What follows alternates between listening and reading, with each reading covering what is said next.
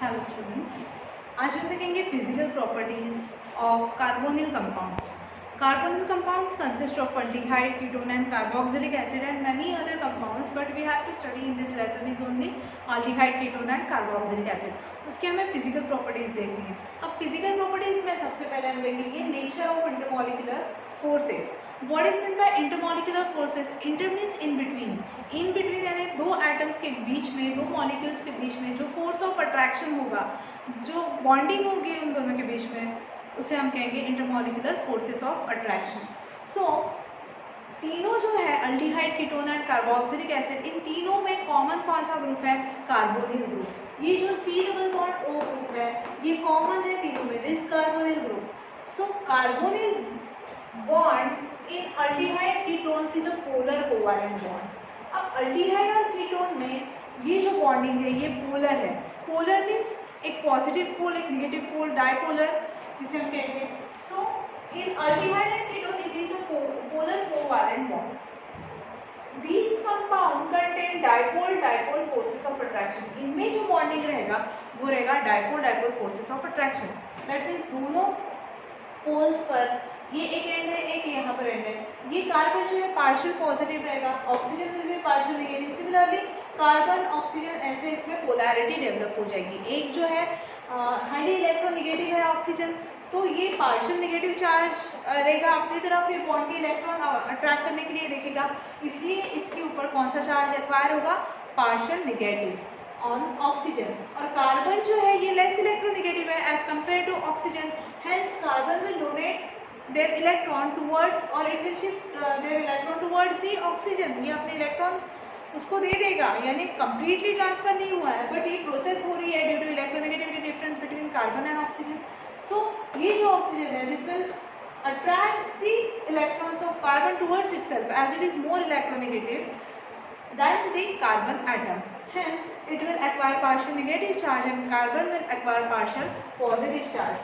So these compound contains dipole forces of attraction. इनमें जो forces of attraction होगा वो dipole forces of attraction होगा. Next, oppositely polarized atom facing each other. जो opposite charge रहेंगे वो एक दूसरे को फेस करेंगे. Opposite charges always attract each other but same charges repel each other. ये आपको पता है कॉन्सेप्ट, बट यहाँ पर जो है ये अपोजिटली प्रेजेंट रहेंगे. इनकी जो अरेंजमेंट रहेगी ये अपोजिट फेसिंग रहेगी. नेक्स्ट इज हमें देखना है कि अब हाइड्रोजन बॉन्डिंग क्या है, कि aldehyde, ketone and carboxylic acid है, ये वाटर सोल्यूबल है या नहीं, ये हमें देखना है. तो वाटर सोल्यूबल, कोई भी सब्सटेंस वाटर सोल्यूबल कब होता है? जब वो वाटर के साथ हाइड्रोजन बॉन्ड फॉर्म करता है. अब what is mean by hydrogen bond? बहुत सारे लोगों को ये कॉन्सेप्ट क्लियर नहीं है. हाइड्रोजन बॉन्ड यानी वो समझते हैं कि कोई कंपाउंड जब हाइड्रोजन के साथ बॉन्ड फॉर्म करता है उसे हम हाइड्रोजन बॉन्ड कहते हैं. ये टोटली रॉन्ग है. Hydrogen bond is always form between the more electronegative atom and hydrogen. So here you can see if the bond is formed between hydrogen and more electronegative atom than hydrogen, between these two compounds, अगर दो compound है उसमें एक hydrogen जो है एक compound का और दूसरे कंपाउंड का एक ऑक्सीजन है फॉर एग्जाम्पल, या फिर कोई मोर इलेक्ट्रोनेगेटिव एटम है then hydrogen, then the bond form between them is the hydrogen bond. It is represent by dash bond. ये जो bond है ये dash line से represent किया जाता है. ये जो dash line है ये क्या represent करती है? It represent the hydrogen bond, and the hydrogen bond is always formed between hydrogen and more electronegative atom than hydrogen. Hydrogen से ज़्यादा, फॉर एग्जाम्पल जैसे हाइड्रोजन है, एग्जाम्पल हाइड्रोजन और हाइड्रोजन इनके बीच में अगर बॉन्ड फॉर्म हो रहा है तो ये कब हाइड्रोजन बॉन्ड रहेगा? जब हाइड्रोजन जो है एटम है वो उससे ज़्यादा इलेक्ट्रोनेगेटिव एटम के साथ जब बॉन्ड फॉर्म करता है तब ये हाइड्रोजन बॉन्ड रहेगा.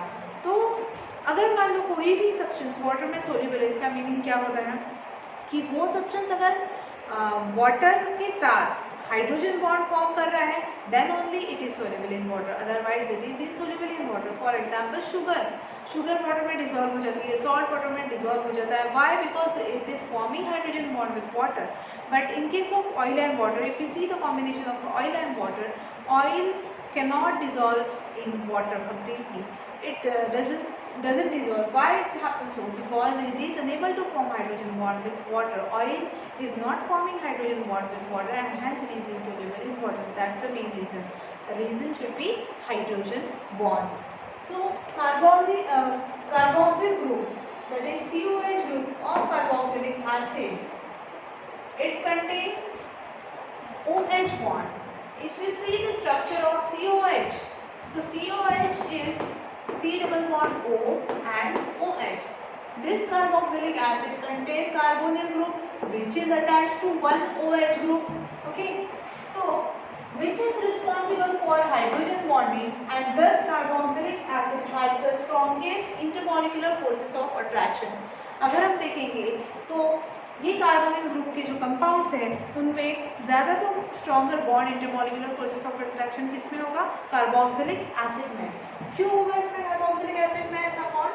बिकॉज यहाँ पर ये जो कार्बोनिल ग्रुप है ये इसको OH अटैच है and it is responsible for hydrogen bonding, और ये जो है यही हाइड्रोजन बॉन्ड फॉर्मेशन में पार्टिसिपेट करेगा. और इसकी वजह से ये जो कार्बोक्सिलिक एसिड्स है इनमें strong intermolecular forces of attraction होंगे. Intermolecular attraction forces of attraction means inter means in between, molecular means दो मॉलिक्यूल के बीच में जो फोर्सेस ऑफ अट्रैक्शन रहेंगे उसे हम कहेंगे intermolecular forces of attraction. Next, the lower aldehydes and ketones are water soluble. Why they are water soluble? If you have, I have given the question to you that why, or give reason why lower aldehydes and ketones are water soluble. Your answer should be because they are able to form hydrogen bond with water, hence they are water soluble. वो water के साथ hydrogen bond form कर सकते हैं, इसलिए ही वो water soluble है. For example acetaldehyde and acetone. Then why higher aldehydes and ketones are not forming hydrogen bond with water? क्यों नहीं फॉर्म कर सकते हैं वो बॉन्ड? बिकॉज क्या होता है, जैसे जैसे नंबर ऑफ कार्बन एटम्स बढ़ते जाते हैं वैसे मॉलिक्यूल का साइज इंक्रीज हो जाता है. तो मॉलिक्यूल का इंक्रीज बल्कि साइज जो है वो बल्कि हो जाता है. बल्कियर साइज से क्या हो जाता है, वाटर के साथ हाइड्रोजन बॉन्ड फॉर्म करना डिफिकल्ट हो जाता है. As the size increases the solubility decreases. जैसे जैसे साइज इंक्रीज होता जाएगा सोलिबिलिटी डिक्रीज हो जाएगी, इसलिए वो वाटर में इनसोल्यूबल होता है. क्या होता है, ये जो अल्डिहाइड कीटोन्स है ये क्या होते हैं, जैसे ये C डबल बॉन्ड और कार्बोनिल ग्रुप है, ये वाटर सोल्यूबल हो रहा है. मतलब क्या है, this is forming hydrogen bond with water, this is water molecule. ये जो मैंने ड्रॉ किया है ये क्या है, वाटर मॉलिक्यूल. क्या हो रहा है यहाँ पर, ऑक्सीजन है जो कि पार्शियल नेगेटिव है, और ये HOH वाटर में oxygen is partial negative, hydrogen is partial positive. This hydrogen is also partial positive. Why it is given charges in partial way?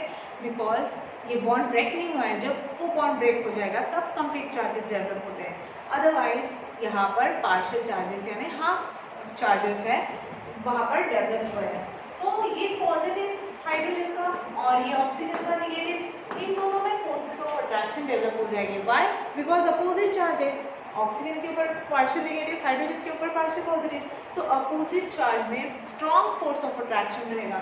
और ये डॉटेड लाइन से या डैश लाइन से मैंने शो किया है, it will represent hydrogen bond. This bond is known as hydrogen bond because it is form between hydrogen and more electronegative atom than hydrogen. ये जो हाइड्रोजन हाइड्रोजन रहेगा इनके बीच में जो बॉन्ड है, like this bond hydrogen atom, ये H2 molecule के बीच में जो बॉन्ड है ये कभी भी हाइड्रोजन बॉन्ड नहीं रहेगा.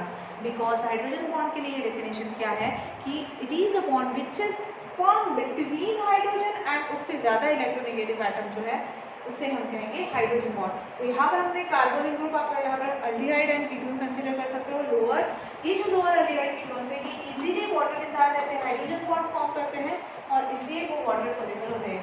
अगर मैंने इसका साइज इंक्रीज कर दिया, बल्कि अल्किल ग्रुप अगर मैंने यहाँ पर लिया तो क्या होगा, ये यहाँ पर एटम आ जाएगा। फिर नेक्स्ट एटम जो आएगा वो और इससे दूर जाएगा, वाटर मॉलिक्यूल और उससे दूर होते जाएगा, तो उनमें जो फोर्सेस ऑफ अट्रैक्शन है इतने स्ट्रॉन्ग डेवलप नहीं होंगे, डिस्टेंस भी इंक्रीज होते जाएगा मॉलिक्यूल के बीच में का, उसका लार्ज साइज होगा तो क्या होगा, यहाँ पर वीक फोर्सेस ऑफ अट्रैक्शन जो है वो डेवलप होते हैं, जिसके कारण सोलिबिलिटी पॉसिबल नहीं होती है। इसलिए जो लोअर एल्डिहाइड एंड कीटोन्स है वो इजीली वाटर सोल्युबल होते हैं, because it is able to form hydrogen bond with water. So as the molecule mass increases, mass means उसका वेट और फिर साइज जैसे इंक्रीज होता है, solubility decreases because it is unable to form hydrogen bond with water. So these are all about the forces of attraction and hydrogen bonding in aldehyde ketones and carboxylic acid. In next we will discuss the physical properties of these all compounds. Thank you.